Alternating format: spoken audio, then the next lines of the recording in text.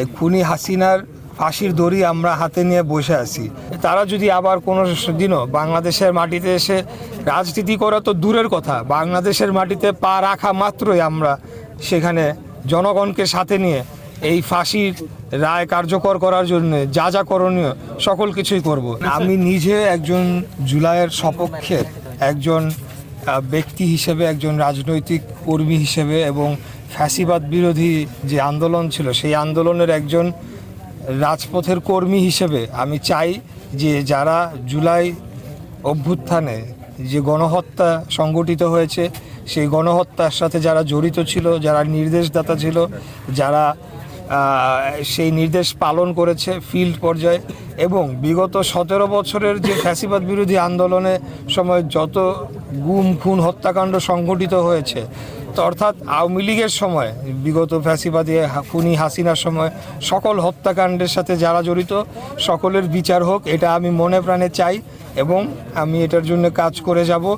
আমি আমার জায়গা থেকে আমার সরকার প্রধানের সাথে এই বিষয়টি তুলে ধরে দ্রুততম সময় যাতে বিচার হয়, শুধু বিচার কাগজে কলমে হলেই হবে না, সেটা কার্যকরও করতে হবে। সেই কার্যকর করার জন্য আমরা প্রস্তুত রয়েছি এবং আমরা চাই সেটা জনগণের দাবি অনুযায়ী। হত্যাকারীরা এখনো দেশের বাইরে থেকে হুমকি দিচ্ছে দেশে আসবে, এরকম এইটার বিরুদ্ধে রাষ্ট্র কী ব্যবস্থা নিতে পারে?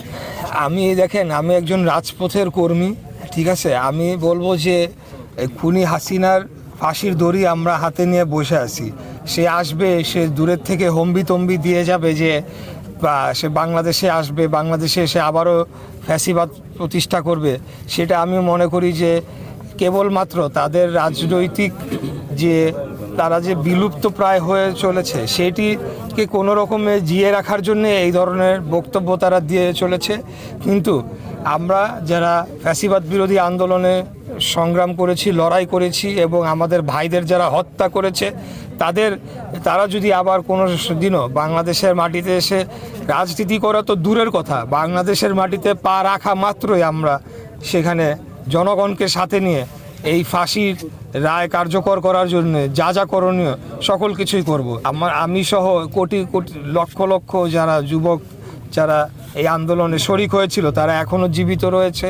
আমি মনে করি বাংলাদেশের জনগণ এই আওয়ামী লীগ এবং ফ্যাসিবাদকে ঘৃণা ভরে প্রত্যাখ্যান করেছে এবং তারা এখন যে ধরনের বক্তব্য দিয়ে চলেছে এটা কেবলমাত্র তাদের রাজনৈতিক অস্তিত্ব টিকিয়ে রাখার একটা ক্ষুদ্র প্রয়াস মাত্র, কিন্তু সেটিকে আমরা কোনোভাবে সফল হতে দেব না। আমরা তাদের ফাঁসির দড়ি হাতে নিয়ে আমরা বসে আছি, তারা আসুক বাংলাদেশে, আমরাও দেখিয়ে দিব যে বাংলাদেশের জনগণ কিভাবে প্রতিবাদ এবং প্রতিরোধ গড়ে তুলতে জানে, যেটা বিগত 2024 সালের জুলাই মাসে আমরা দেখিয়েছি ইনশাআল্লাহ।